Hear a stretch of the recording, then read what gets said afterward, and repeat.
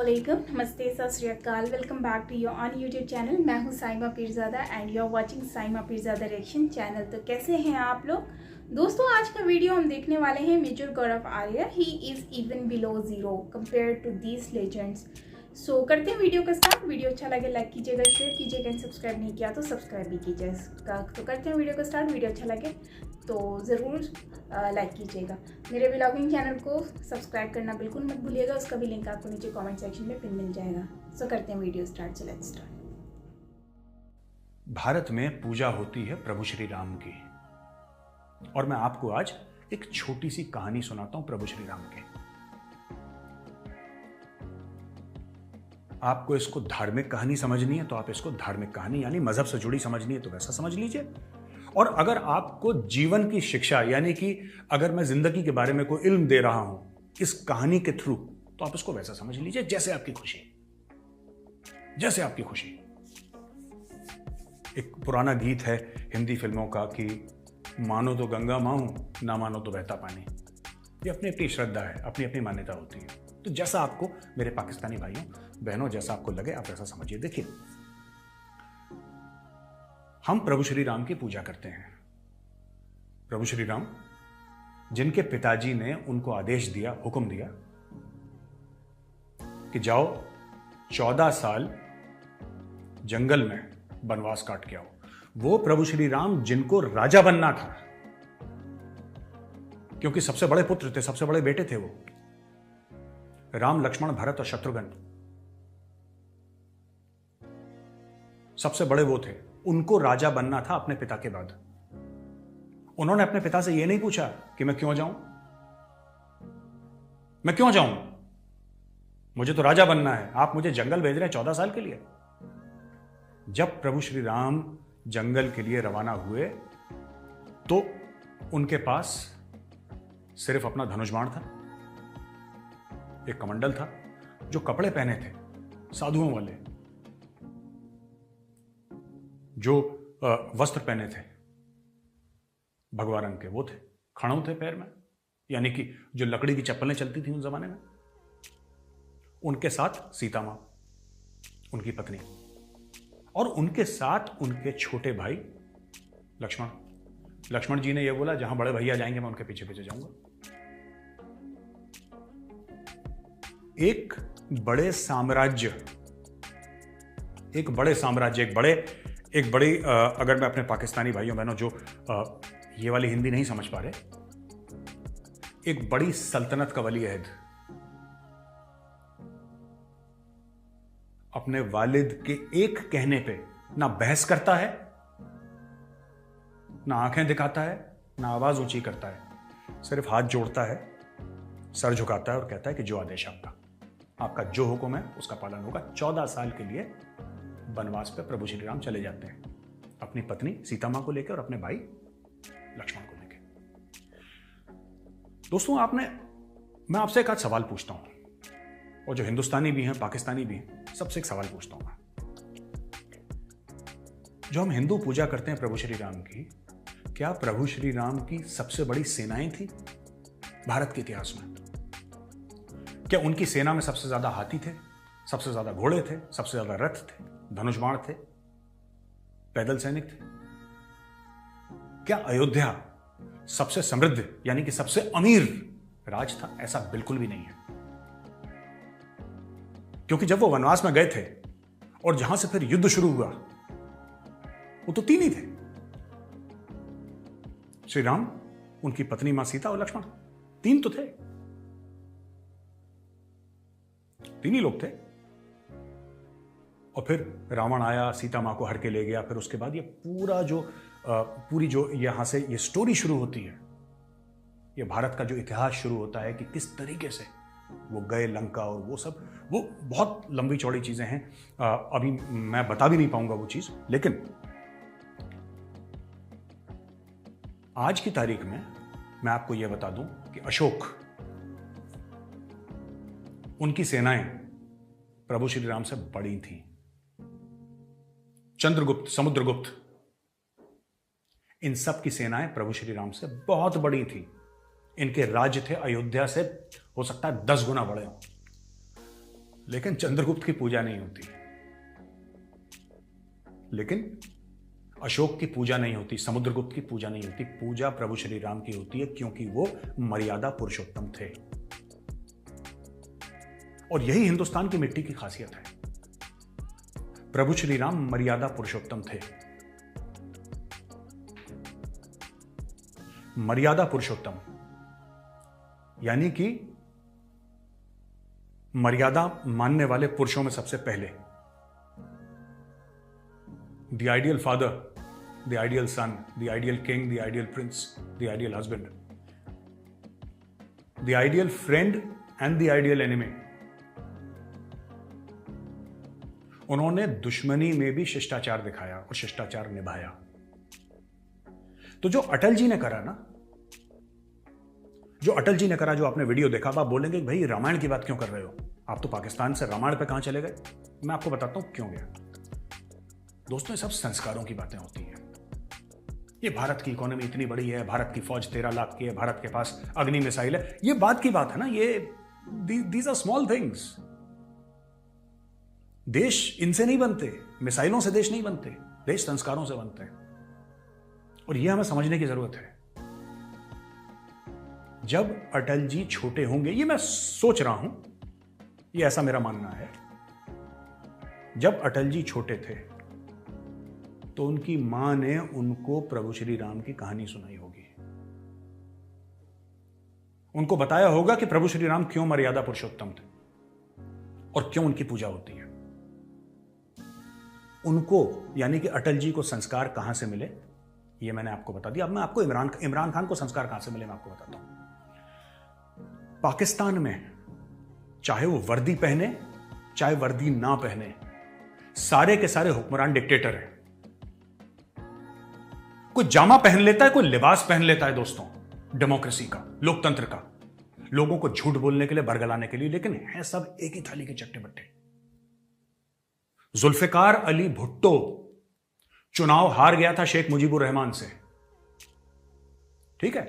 शेख मुजीबुर रहमान से चुनाव हार गया, उसने मना कर दिया कि जो ये बंगाली हैं, छोटे छोटे काले काले, ऐसे ही बोलते थे। And even today these people in Pakistan are absolutely racist, absolutely racist. ये ऐसे ही शब्द इस्तेमाल करते थे बंगालियों के लिए, तभी तो बंगालियों ने इनसे हाथ जोड़ लिए और बांग्लादेश बना लिया। इन्होंने बोला कि इनको सवाल ही नहीं उठता साहब, सवाल ही नहीं उठता, मैं इनको, ये चाहे चुनाव जीत जाएं, मैं इस आदमी को, शेख मुजीबुर रहमान को, वजीर आजम पाकिस्तान का नहीं बनने दूंगा। वो जुल्फिकार अली भुट्टो जो अपने आप को लोकतंत्र का महानायक कहता था, जो कहता था कि साहब मुझसे बड़ा डेमोक्रेट है ही नहीं कोई, ठीक है। नवाज शरीफ ने पावर में रहने के लिए क्या क्या नहीं करा। नवाज शरीफ को लाया जियाउल हक, जो कि एक मिलिट्री डिक्टेटर था। जनरल जियाउल हक नवाज शरीफ को लेकर आया। नवाज शरीफ ने उसी फौज की पीठ में खंजर घोंपा, और उसके बाद जब जजेस ने उंगली उठाई बाद में, तो नवाज शरीफ की पार्टी के जो कारकुन थे, जो वर्कर्स थे, उन्होंने सुप्रीम कोर्ट में उत्पात मचा दिया, मारपीट करी जजेस के साथ, तोड़फोड़ करी सुप्रीम कोर्ट में पाकिस्तान की। और अब ये इमरान खान ने अजीब, ये सब लोकतंत्र के पुतले हैं पाकिस्तान के, जिनका मैं आपको उदाहरण दे रहा हूं। ये कोई मिलिट्री डिक्टेटर नहीं है दोस्तों। आप सोचें कि मैं जनरल अयूब खान की बात कर रहा हूं, जनरल याहिया की बात कर रहा हूं, परवेज मुशर्रफ की बात कर रहा हूं, या फिर जनरल जियाउल हक की बात कर रहा हूं ना। मैं उनकी बात कर रहा हूं जो लोग कहते थे कि हम आवाम के नुमाइंदे हैं, हम डेमोक्रेटिक हैं, हम लोकतंत्र में भरोसा करते हैं, हम लोकतंत्र के लिए अपनी जान दे देंगे। और ऐसा क्यों है? ऐसा क्यों है जब इमरान खान की मेजॉरिटी कम हो गई पार्लियामेंट में? उसको क्या करना चाहिए था? उसको साफ बोलना चाहिए था कि ठीक है साहब, मेजॉरिटी कम हो गई है, कोई बात नहीं, मैं फेस करूंगा, मैं सामना करूंगा, आओ पार्लियामेंट में। अगर मैं हार गया तो ठीक है, मैं जा रहा हूं राष्ट्रपति के पास इस्तीफा देने। अटल जी ने यही करा था ना दोस्तों। शुरुआत जो है ना संस्कारों से होती है। जब आप और मैं छोटे होते हैं तो हमारे कान में हमारे माँ बाप क्या बोलते हैं हमसे, इंसान और जानवर में वही फर्क होता है। ठीक है। पाकिस्तान में भी एक बहुत जबरदस्त लीडर थे जो इंडिया के ही थे, बाद में पाकिस्तान गए, वो खान अब्दुल गफार खान, फ्रंटियर गांधी कहते थे। क्या जबरदस्त शख्सियत थी उस आदमी की। इन लोगों ने उनको भी नहीं छोड़ा। ये जो एटीट्यूड है इमरान खान का, ये आता कहां से है? मैं इमरान खान और अटल जी को मिला नहीं रहा क्योंकि इनमें तुलना है ही नहीं। अटल जी की चप्पलों का धूल का टुकड़ा भी एक तिनका भी नहीं है इमरान खान, ठीक है। ये तो कुछ भी नहीं है, ये फालतू का आदमी है। लेकिन फिर भी आपको समझाने के लिए, उदाहरण देने के लिए मैं आपको समझा रहा हूं। ये चक्कर है क्या? ये अटल जी के माता पिता ने इनको प्रभु श्री राम का उदाहरण दिया कि बेटा आपको ऐसा बनना है, तो उन्होंने हाथ जोड़ के बोल दिया कि मैं जा रहा हूं राष्ट्रपति जी को अपना इस्तीफा देने के लिए, त्यागपत्र देने के लिए। इमरान खान के कान में बताया कि बेटा अब्दाली, गजनवी, बाबर, औरंगजेब, तभी इसका ऐसे दिमाग खराब हो रहा है। देखिए, इमरान खान के पास फौज नहीं है, इसके पास फौज नहीं। अगर इसके पास फौज होती, टैंक होते ना, तो ये ऑपोजिशन के ऊपर टैंक चढ़ा देता। लोकतंत्र इनके लिए एक जामा है, लोकतंत्र इनके लिए सिर्फ एक ऊपरी पहनावा है, जिसकी आड़ में ये लोग पाकिस्तान के आईन को जलाकर भस्म कर रहे हैं। दिमाग सबका वही डिक्टेटर वाला है, सबका डिक्टेटर वाला है दिमाग। मेरे खिलाफ कैसे बोल दिया?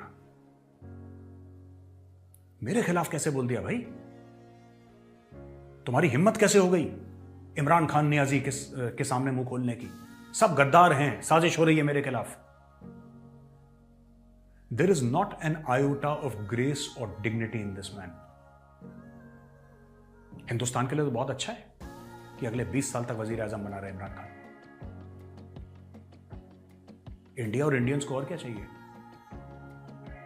लेकिन पाकिस्तान के लिए आदमी खतरनाक है, क्योंकि जब तक आप में त्याग की भावना नहीं होगी, आप आगे चल के कभी बड़े नहीं बन पाएंगे। और त्याग की भावना कहां से होगी? जब आपके हीरोज ही औरंगजेब हैं। अटल जी ने सीखा एक ऐसे महापुरुष, एक ऐसे मर्यादा पुरुषोत्तम से, जिसने अपने पिता का आदेश माना और राजगद्दी छोड़ के जो 14 साल के लिए वनवास चले गए, अटल जी ने उनसे सीखा। इमरान खान नियाजी ने सीखा औरंगजेब आलमगीर से, जिसने अपने बाप की हत्या कर दी और अपने भाई की आंखें निकाल दी और एक भाई का मर्डर कर दिया, कत्ल कर दिया। तो आप जिनसे सीखेंगे आप वैसे ही बनेंगे।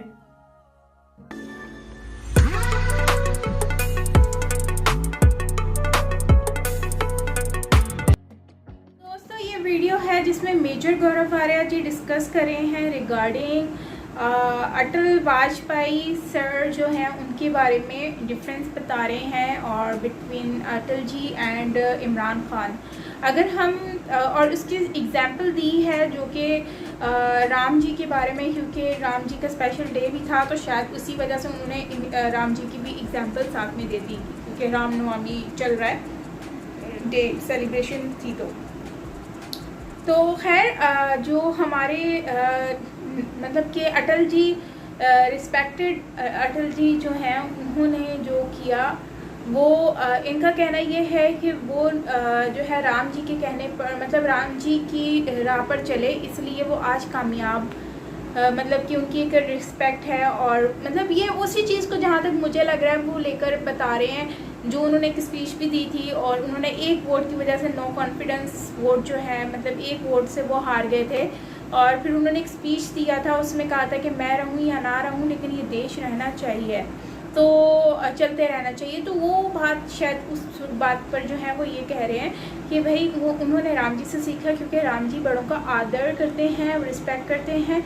दूसरा जो है वो राम जी ने जो है वो अपने वालिद की, पापा के कहने पर जो है वो 15 साल के लिए या 14 साल के लिए वनवास काटने के लिए चले गए थे। मैंने देखा था ये रामायण का पार्ट, और काफ़ी उसमें मैंने देखा कि भाई उन्होंने जो है अपने बेटे को, राम को जो है वो वनवास पे भेज दिया था।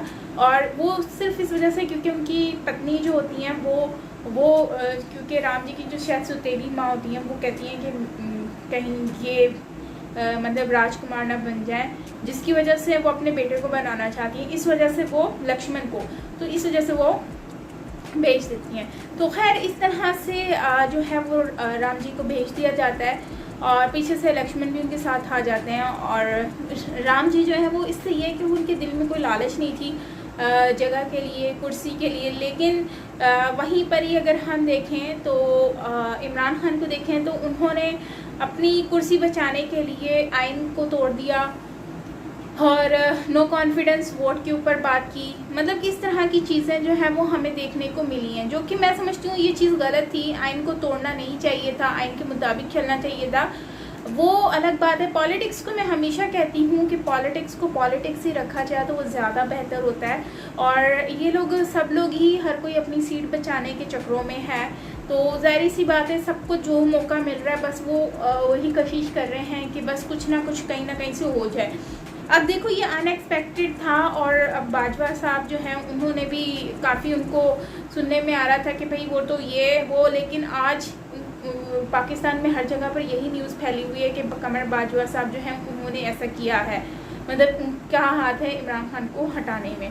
लेकिन अब हम नहीं जानते इसमें किसका हाथ है क्या है, लेकिन जो न्यूज़ में आ रहा है मैं वही आपको बता रही हूँ। तो मतलब इस तरह की चीज़ें हमें नॉर्मली सुनने को भी मिल रही हैं। लेकिन अब जाहिर सी बात है कि अब हमारे जो हुक्मरान हैं वो सारे अपनी सीट को बचाना चाहते हैं। अब ये किसकी राह पे चल रहे हैं ये तो हमें भी नहीं पता, क्योंकि सब पहले तो कहते थे ये फ़ौज की राह पे चलते हैं, फिर बोलते हैं ये किसी की राह पे चलते हैं। अब ये फ़ौज की राह पे चल रहे हैं या फिर ये जो सुल्तान वुल्तान जो भी हैं हमारे पुराने उनके ऊपर चल रहे हैं, मुझे नहीं पता गजनवी के ऊपर किसके ऊपर चल रहे हैं। लेकिन इन्होंने जो रूल तोड़े हैं वो गलत है और रूल्स को रूल ही रखा जाए। बाकी इमरान खान गलत है या सही है ये तो पब्लिक भी जानती है, सब लोग जानते हैं। हाँ इमरान खान करप्ट नहीं था ये सब जानते हैं, लेकिन इमरान खान ने जो रास्ता अपने आप को सेव करने का चूज़ किया वो गलत था। और अगर जहाँ तक मुझे मेजर साहब की बात पे लग रहा है तो मेजर साहब ये कहने की कोशिश कर रहे हैं कि इमरान खान को जो है ना बस जल्दी से निकाल दिया, मतलब कि वो खुद ही रिज़ाइन कर जाते। तो भाई इमरान खान सही बात है कि वो अगर जब सब कुछ सामने ही था तो ठीक है इस तरह से ही हो जाना चाहिए था, क्योंकि अगर खामोशी से रिज़ाइन कर जाते तो इससे ये होता कि शायद नेक्स्ट टाइम चांस मिल जाता। वैसे चांस तो अभी भी मिल ही जाएगा जहाँ तक मुझे लग रहा है, क्योंकि जिस तरह से हम आज कराची में और दुबई में और लाहौर में और हम हर जगह पर ये जो आवाम देख रहे हैं, पब्लिक को जो रोड पर देख रहे हैं वो एक मतलब कि हिस्ट्री क्रिएट कर रहा है। इससे पहले कभी भी मैंने पब्लिक को इस तरह से देखा नहीं है, लोगों को रोते हुए नहीं देखा, ना कभी मैंने नवाज शरीफ के लिए देखा, ना ही मैंने कभी किसी और के लिए देखा। तो ये एक बहुत ही बड़ी बात है इमरान खान के लिए कि उन्होंने मतलब लोग हालांकि इतनी महंगाई की है उसके बावजूद भी आज कर्ज लिए हैं हर चीज़, लेकिन पब्लिक आज भी इमरान खान मतलब यकीन नहीं हो रहा कि इससे पहले कभी मैंने पब्लिक को नहीं देखा।